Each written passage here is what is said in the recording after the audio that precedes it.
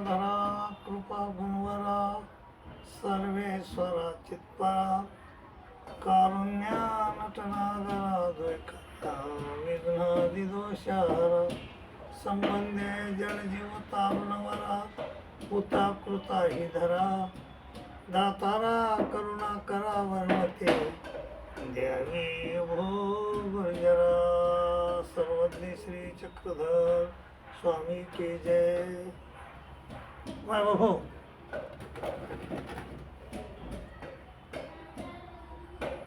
विशाळदेव नावाचा भडोदचे प्रधान होते.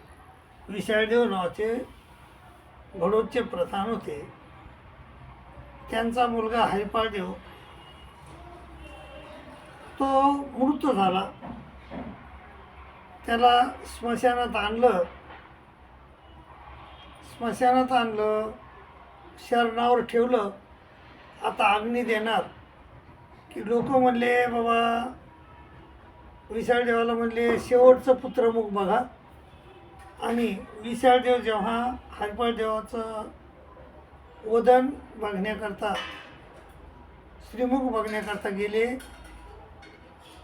त्यावेळेस हरिपाळदेव हे जिवंत असल्याचे त्यांना समजले. ते डोळे उघडे दिसले त्यांना आणि ते मोठ्यानं ओरडले, पुत्र जी आला, पुत्र जी आला.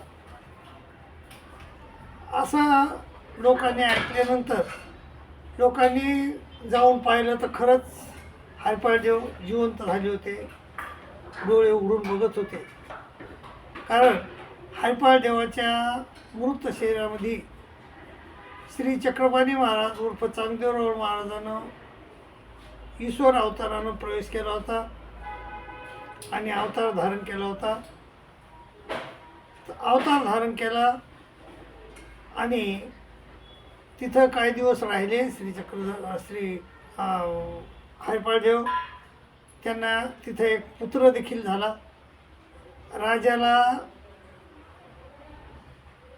वंशज देऊन उतराई झालेले हरिपाळदेव त्यांचं मन आता संसारात रमेना. पण संसारातून निघायचं कसं? त्यांनी जुवाचं व्यसन स्वीकारलं. दररोज जू खेळू लागले. जू व्यसन हो अंगीकार करी स्वामी आत्मा रामी हार शिकरून मगे हारुनी. आणि मग एक दिवशी हार शिकरून आले आणि त्यांची पत्नी कमलजा राणी तिला दागिने मागितले. पण ती बाई म्हणे मी न देत कुकर्मी बोले शर्मी पौडले मंच किशेनी. आणि मग हरिपाळदेव जाऊन झोपले आणि विशाळदेव आले. मग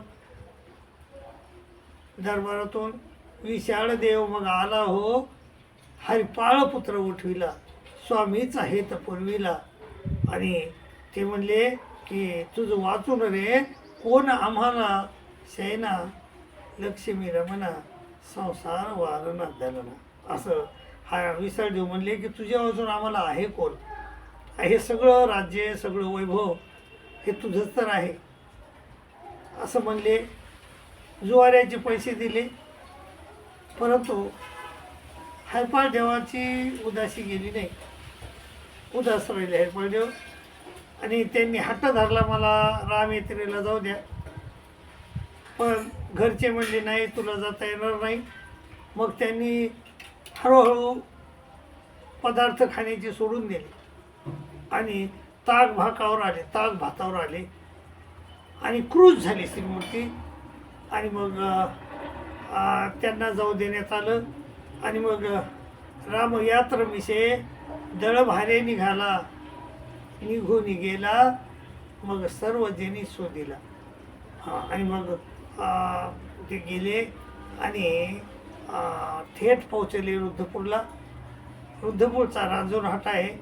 तिथं गोविंदपूर महाराज क्रीडा करत होते. तिथं गेले. गोविंदपूर महाराज एक गोड पदार्थ खात होते, चाकत होते. आणि तिथं जाऊन त्यांनी काया प्रणित केला.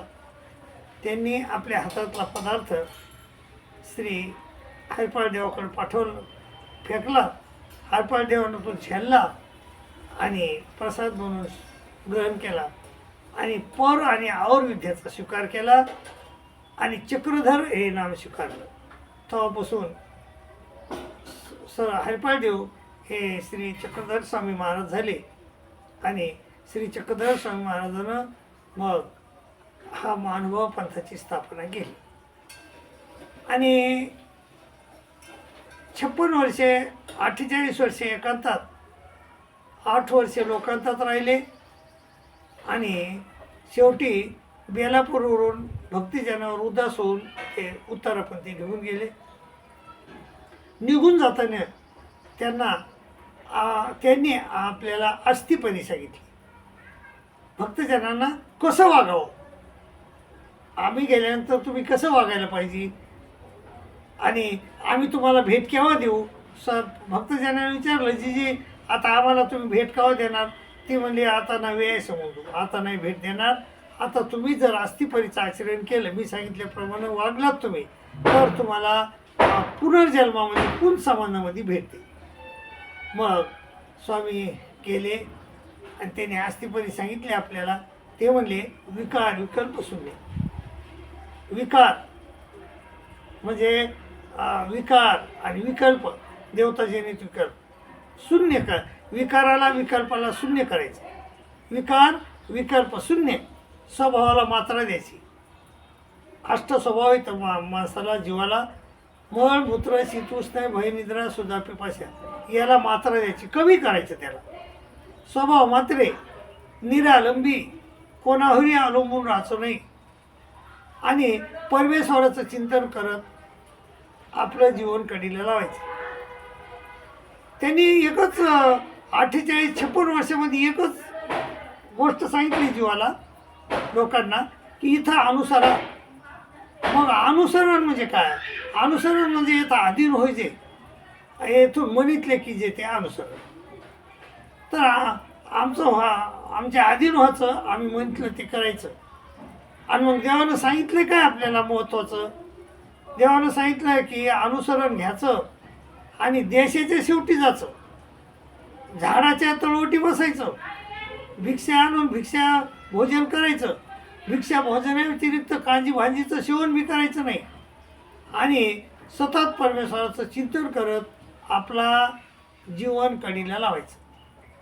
तर मग ते म्हणले, विकार विकल्प शून्य, स्वभाव मात्रे, निरालंबी, परमेश्वराचं चिंतन करे, देवता स्मरणे, जो जन्मक्षेपी त्याशी परमेश्वर पुनरुपी आपला संबंध देते. अशी अस्थिपदी आपल्याला देवानं सांगितली.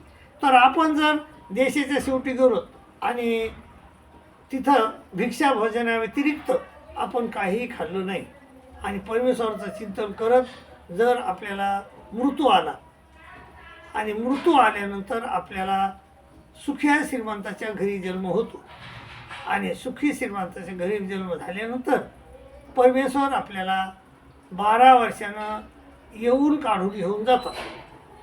अर्थात आपल्याला संबंध देतात, पुनसंबंध देतात, पुन्हा भेट देतात. त्याला पुनसंबंध असे म्हणतात. तर ती भेट दिली की मग आपल्याला शब्दज्ञान तर अगोदरच झालेलं असतंय. मग अप्रोक्ष ज्ञान देतात, सामान्य ज्ञान देतात, विशेष ज्ञान देतात आणि त्या सुरीच्या दृष्टांताप्रमाणे आपल्याला योग्य करतात आणि योग्य करून आपल्याला त्यांच्या स्वरूपामध्ये लीन करून घेतात आणि मग आपल्याला ह्या जन्ममरणाचा फेरा संपून जातो. आपल्या अनादेवतेचा छेद करतात.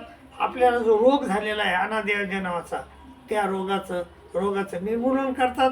त्या रोग नष्ट करतात आणि आपल्याला त्यांचा आनंद देतात आणि स्वरूपी लीन करून घेतात आणि अनुभव ज्ञान देतात. 5वं ज्ञान आहे ते अनुभव ज्ञान देतात. परमेश्वराचा अनुभव आपण कसा घ्यायचा, तर ते अनुभव ज्ञान देऊन आपल्याला परमेश्वर त्यांच्या स्वरूपी लीन करून घेतात. आणि मायबाबा आपण ह्या अनुभव पथामध्ये आलोत कशाला, तर आपण आलोत फक्त आपल्याला काय पाहिजे, आपल्याला पाहिजे पुनसंबंध. तर मग पुनसंबंधासाठी आपण प्रयत्न केले पाहिजे आणि पुनसंबंध मिळवून घेतला पाहिजे आणि आपलं भलं करून घेतलं पाहिजे, असं माझं होत आहे. दंडोत प्रणाम, दंडोत प्रणाम, दंडोत.